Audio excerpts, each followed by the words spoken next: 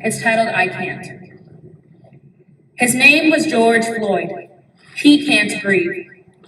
His name was Ahmaud Arbery. He can't run.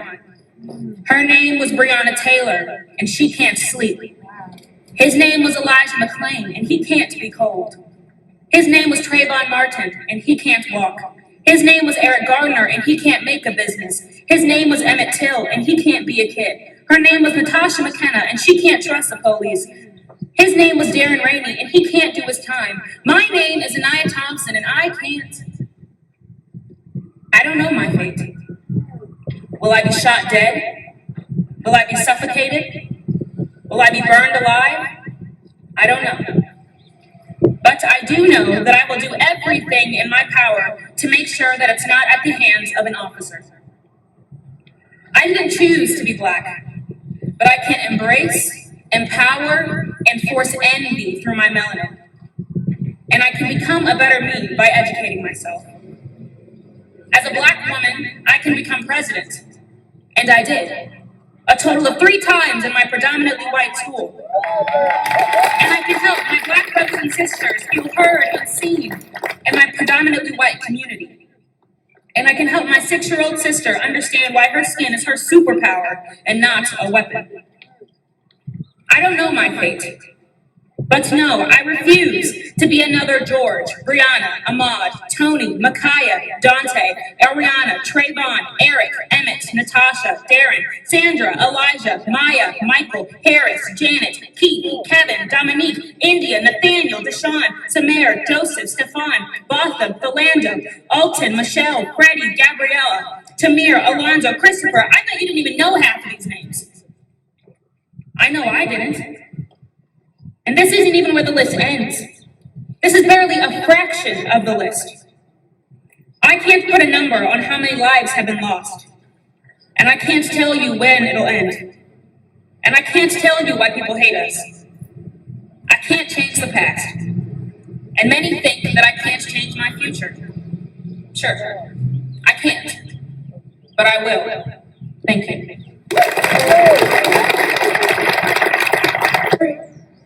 No, sir. May I slowly reach for my insurance card, sir? Why did they attempt to strip away my dignity with intimidation, discrimination, and humiliation?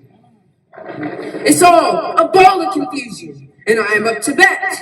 And I am batting 1,000 with my education, articulation, and optimization. Come on, Bradley. Come on, Bradley. Even so, the convo must occur because unfair exemption does not offer people who look like me sweet redemption.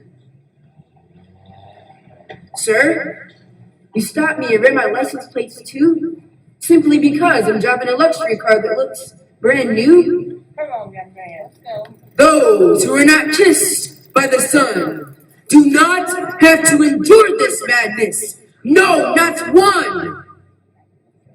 Sir, you stopped me and read my license plates too, simply because I'm driving a luxury car that looks brand new?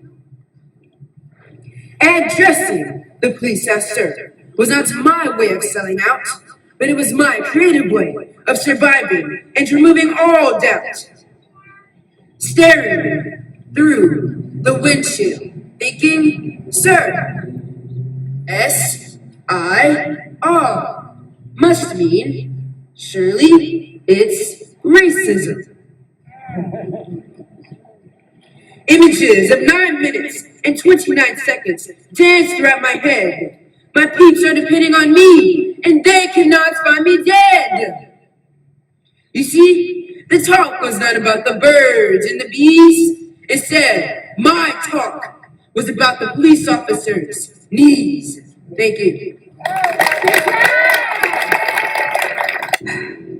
I can stand up here and tell you about the racist experiences I've encountered, but we did that last year.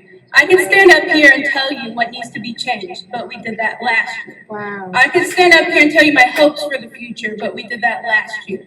Last year. We can't stop here and stay stagnant. It has been almost a year since May 31st, 2020, when I gave my first speech for social and racial justice. Since then, we have facilitated listening circles, read anti-racist literature, marched in rallies, released statements from our organizations and businesses, posted a black square, made a social media share, and added hashtag Black Lives Matter everywhere.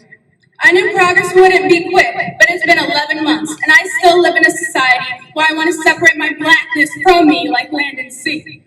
I've always wanted to be like everyone else, so I went from homeschool to public school, shrunk my personality, which doused my intensity, educated myself on every pop culture trend, but the desires wouldn't end, because no matter where I went and no matter how much I tried to be like the people around me, I still couldn't fit in, and loneliness engulfed me.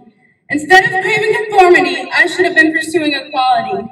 You can't peel away your skin no matter how much you want to. You can't run away from yourself forever. You won't always be lost, and you have to make life better for others and yourself. It has been almost a year since May 31st, 2020, the day I took a stand and declared my purpose. I thought after that I'd finally see progress. We shouldn't have to be here today at a vigil asking for permission to breathe when we were given the breath of life once we were formed in the womb. How else do we have to prove to you that we are human too? Why are our lives prevented instead of preserved by the police? Why aren't civil rights organizations making a bigger impact or a bigger difference? I want answers, I want justice now. Woo!